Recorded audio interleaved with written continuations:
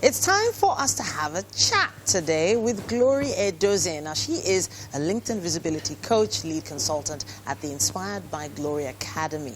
Now, she teaches mid-senior level women, career women, on how to build visibility and establish thought leadership on LinkedIn so they can get that recognition that they actually deserve. They can earn more, climb the corporate ladder more. I've already had conversations with her today on how to improve my LinkedIn page. And today we're talking about building visibility for your career for our motivation this morning. Welcome back to the show. It's exciting to be here. Thank you. Honestly, we've always had great conversations, and a lot of people don't know how important LinkedIn is, and I have to give you kudos for working on this so in depth. But when, of course, it is International Women's Month, we're focusing on the women today. How do we know when we're getting enough visibility for what we do? So I don't think it's possible to get enough visibility because as your career goals grow, so that your visibility needs to grow. But then how do you know that you're getting visibility? It's all about, do the right people in your sector know about you? Right? Is your work getting the credibility?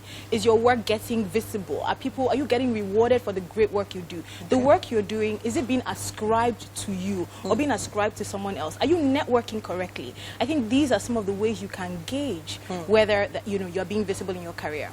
Okay, so now a lot of people see visibility as a means to an end. They see it as the beginning of that path to more money in my account. So if I'm getting the right amount of visibility, does that mean I'm getting richer?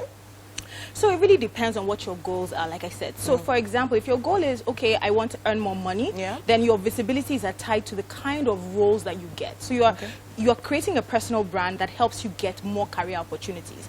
If your goal is about thought leadership and being published in, peer-reviewed journals or international magazines, then you are gauging your visibility according to that. So it really depends on what you're trying to achieve. When it comes to women, a lot of women are maybe visibility averse. They don't want to be in the public eye. They don't want to be all over the place. I want to be unique. I want to be... How does that work? So maybe they have spoken to their husband or their partner about it before, and they're like, you don't have to be on TV. What do you tell them? So what I tell people, visibility is about value. It's not fame, right? So I'm here, I'm getting visible here, but I'm offering value. So what I tell people, visibility is the art of letting the right people know what you do so that you can offer value to them. So it's not about being everywhere, right? It's about showcasing the problems you can solve and the competencies you have to solve those problems. When it comes to problem solving, women are problem solvers, but they're also multitaskers.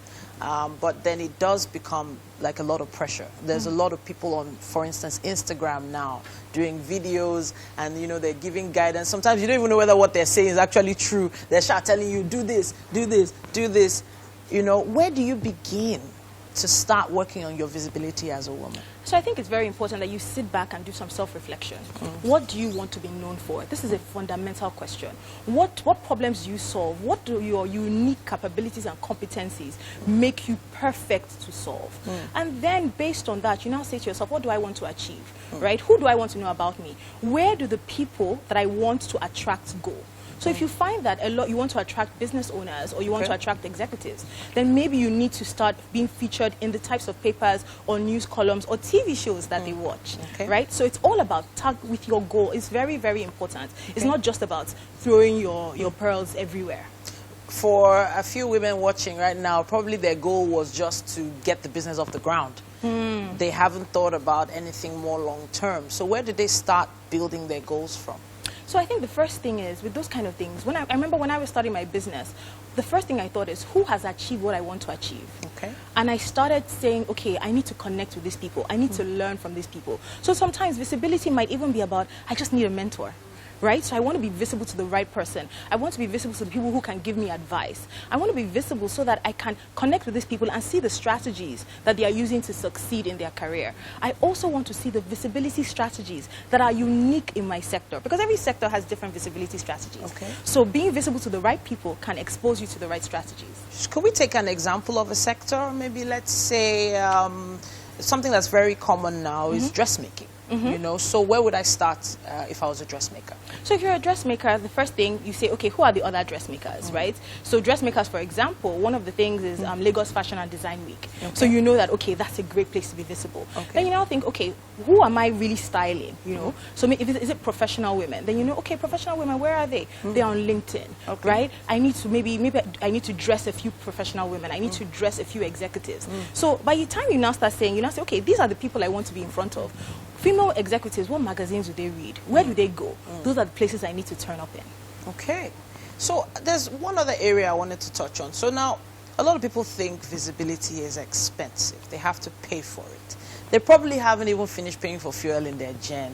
And you're like, you people want me to pay for visibility. Where do I start from? Are there places that are more affordable than others?